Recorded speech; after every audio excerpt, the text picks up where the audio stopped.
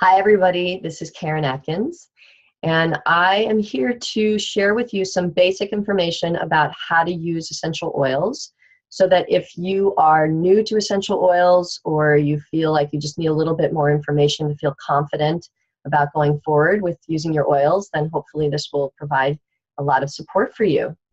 So we're going to start with some basics. The first thing is diluting. So it's generally recommended to dilute essential oils when you use them topically. And you're going to mix the essential oil with a carrier oil, something called a carrier oil. I like to use doTERRA's fractionated coconut oil because it stays liquid and it doesn't smell and it doesn't stain, which is really, really important. So, and it also is very helpful in making sure that the essential oil easily gets into the body as it should, and it goes nice and slow and deep.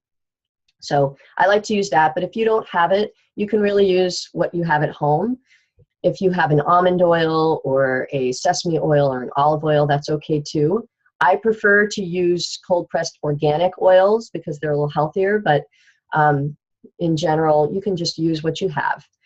And the way that you're going to dilute it is, I personally start with about 2 to 3 drops of essential oil in about a tablespoon of the fractionated coconut oil.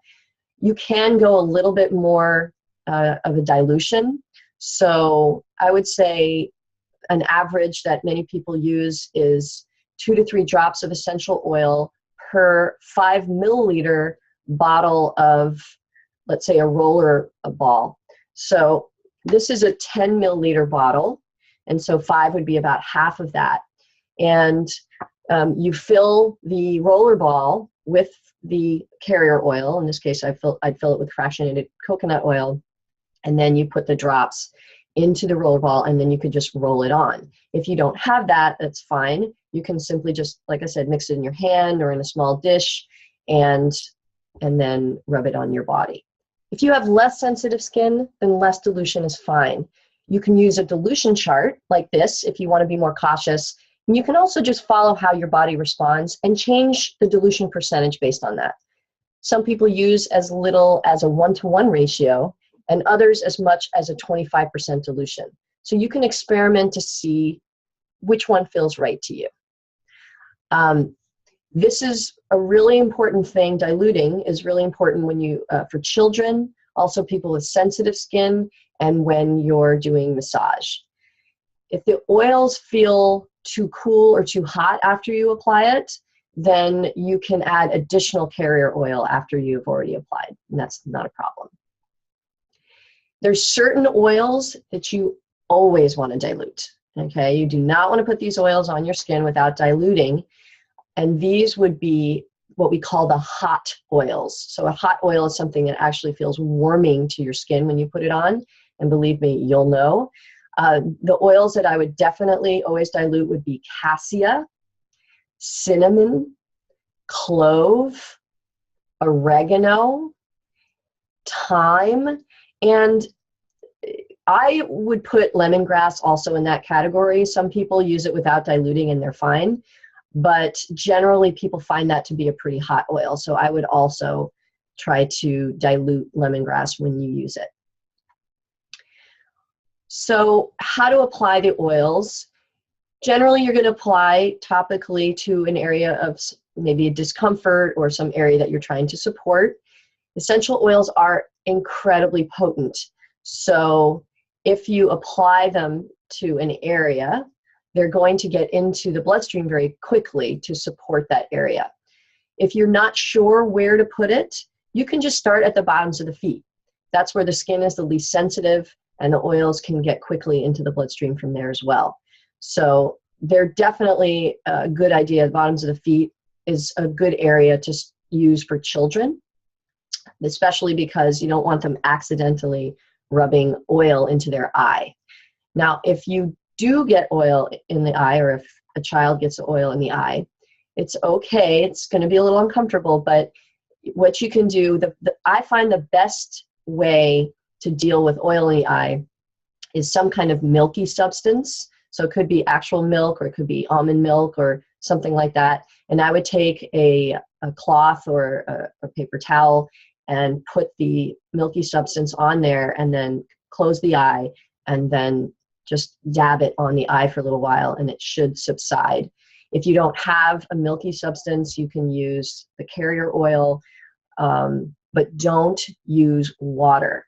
Water actually will drive it in deeper and it will make it more uncomfortable. So it's best to use something to dilute, and water doesn't dilute the oil. So how much oil should you use? In general, we really don't need to use a lot of essential oil. Like I said, they're very potent, they're very effective. So generally, 1 to 3 drops is a great amount of application, and that's usually going to be sufficient for your needs. If you have an area where discomfort persists, you may want to apply the oil more frequently for a little while, and then see how you're feeling after that. Another way to use the oils is by diffusing. So this is one diffuser. There's a lot of different kinds of diffusers that you can use. And what you would do is, these are called cold diffusion because you have a little space here where you can put water, and you would fill, in this case, there's a little red dot here, and you'd fill the water up to the red dot, and then you place a number of drops of essential oil in there. For something like this, I usually use about 10, sometimes even 15 drops, depending on how much I want the room to smell or how big a space it is. But depending on the diffuser, some of them you might only use 5 to 10, some of them you might use 15 to 20, depending on the size. But generally, if you're going to be diffusing, for this diffuser lasts for, it can go for 4 hours, but actually it has enough water to last for about 6 hours. And so I usually put about 10 to 15 drops for that amount of time. And again, depends also, some of the oils are stronger than others in terms of the smell, so you can experiment with that. And what the diffuser is doing is it's vaporizing the essential oils into the air. And what's great about diffusing is that it freshens the air and it protects us against environmental threats, as well as supporting a healthy respiratory system. And all of the oils have wonderful emotional benefits. And so when you put the oil in diffuser, of course, you're going to be smelling it, and it will support your emotional needs as well. I love diffusing in my house. I actually have a diffuser in pretty much every room in the house, and because I don't like to carry it with me in different places, but you don't have to go that crazy. You can carry it with you if you like. But if you're lazy like me, it's nice to have it in a bunch of different places, because I love diffusing. Okay, so another way we can use the oils is internally. And one great way to use it is with capsules. So you could put a couple of drops in water as well, especially for the really tasty oils. I actually like to do that. 1 or 2 drops, like in the morning, I use lemon essential oil, and I have that in my water. And sometimes I'll add apple cider vinegar to that, and it's a really healthy start to my day. Some of the oils first of all, some of them are hot, so you wouldn't necessarily want to just put it in your water. It's a little too hot for most people. And also, a lot of people like to just take it with a soft gel or a veggie cap. So doTERRA actually has gel caps for specific oils like On Guard and DigestZen and the DDR Prime, and also some of the things in the Lifelong Vitality Pack. So those you wouldn't have to put in a veggie cap, but if you wanted to create your own mixture, you would just open up one of these veggie caps. This is the size that they call it the 00 size. It's nice and big because you can, it makes it a lot easier for you to drop the oil in there, and then you can just drink it with some water. One thing is, if you are putting a hot oil in here, make sure that you drink it right away, because the hot oil will burn through the veggie cap eventually. So you don't want to store it in there like that. Okay, another way we can use essential oils is with compresses. And those are very soothing. And you can research whether you want to use hot or cold, depending on your needs. But compresses are really easy. you could just dip a cloth into some water in a bowl like this, and then wring it out. And then you're going to place, well, before you wring it out, place about 3 to 4 drops of essential oil into the water, and then wring it out and just place it over whatever area you want to soothe, and just leave it there until it reaches your body temperature. And then if you need to, you can repeat as desired. But it's a really nice way to relax and soothe different parts of your body. One way that it has been used for a long time, and probably one of the ways that you may have already used essential oils if you're just starting, is in a bath. So you can mix the oils with sea salt, or simply just add the essential oil to running water, and that'll help it mix more evenly. And obviously baths in themselves are very calming, but when you add the essential oil, it's very soothing and calming and extremely relaxing to help you with a good night's sleep. So it's a good thing to do right before bed. One way that I love to use essential oils is for flavoring food. So I am cooking with essential oils pretty much every day. And you can add essential oils to any of your favorite dishes. There's probably an oil that you're going to be able to use for whatever it is that you like. If you're cooking, making a sauce, and you really don't need a lot of the oil. So you can start with just a drop, or even for the very hot oils, you may even want to dip a toothpick in there. That's what I do, for example, with oregano oil.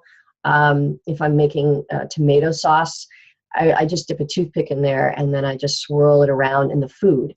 Now, remember that too much heat will evaporate the oil. So you want to add the oil after you've taken it off the heat, and that will be best for it. But you can also use it in your teas, in other beverages. You can put it in salad dressing, sauces, like I said, soups, spreads. I love to put some oils in my guacamole, but be careful about cilantro. It's really strong. That's another one that you probably want to just dip a toothpick in and stir it around rather than putting a whole drop. They are pretty potent. But I also like to put lime oil in my guacamole, sometimes even the black pepper oil, depending on my mood. So you can experiment with that and have fun, and tell me your recipes, because it's really fun to share essential oil cooking recipes. This is like a pastime of mine. So I'll share some of mine, you can share some of yours, and that would be really fun to do. When storing essential oils, you want to make sure that you're storing them in a cool, dark place in glass containers. Essential oils can actually break down plastics and absorb into them. And so we don't want to store them in plastic. In fact, I actually do my best, for that matter, to never even use plastic, but that's a whole other class. We'll talk about that later. But most essential oils will have a very long shelf life when stored properly. So just keep them out of the sun, don't heat them up too much, keep the caps on also, and they should last a long time for you. A few safety precautions. I mentioned getting oil in the eye, so obviously you want to be careful about that. And even oils like peppermint is very cooling, but it's really strong. And so sometimes even if you don't get it in your eye, it'll feel like it's in your eye. So just make sure that you're not putting it too close to your eye when you're using it. If it's a hot or a cold oil, and like I said, peppermint's really cooling. I mentioned some of the hot oils. You can apply a carrier oil to the area where you're feeling like it's too hot or too cold, and that will help to dilute the essential oil after you've already put it on. I mean, it's best to do it before you put it on, but obviously if you've gotten it on there and you need to dilute, you can do that then. One thing that's very important to note is that citrus oils can increase sun sensitivity, okay? So you want to allow, if you're going to use a citrus oil, you want to allow 12 to 48 hours between application and exposing the skin to the sun, right? So if you put it on your skin and you go out in the sun, you really want to wait quite a while, especially if you have sensitive skin. So some people want to be more cautious than others, but in general, even if you don't, the citrus oils really will increase that photosensitivity. So just be careful with them. The ones that you want to, examples of citrus oils would be lemon, lime, grapefruit, tangerine, wild orange, and even bergamot or bergamot, whichever way you pronounce it. Actually, that one seems to be one of the most potent in terms of photosensitivity. And a lot of people don't even know that it's a citrus oil. So when you're using those oils, just be careful when you go out into the sun, and just leave some space. But enjoy them, because citrus oils are absolutely wonderful.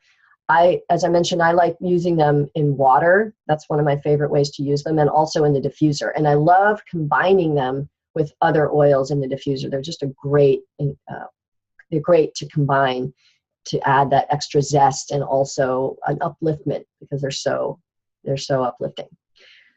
All right, well, I think that is a really good start for you. And as I mentioned, aside from the recipes and everything else, I'd love to hear your experiences. So please share, and just have a great time. Essential oils are just such an incredible world. And if this is the beginning of your essential oil journey, you are just in for a wonderful ride. So have a great time, and we'll see you soon.